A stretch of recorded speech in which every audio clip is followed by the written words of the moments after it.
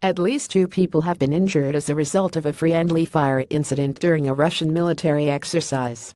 That's bad. What's more shocking is the video footage that emerged of the incident, which paints a very terrifying picture of what it's like to be attacked by a rocket-wielding helicopter. 2 separate videos were filmed of the incident, in which Russian helicopters fire unguided rockets at civilian people and vehicles. You see both attack helicopters coming in low and fast towards the people. At the last minute, one of the helicopters fires a pair of missiles directly in front of it, hitting a bystander.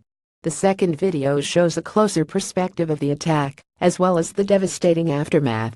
At least 2 cars burned down, 2 people were seriously injured, they are now hospitalized, a source told 66.ru News.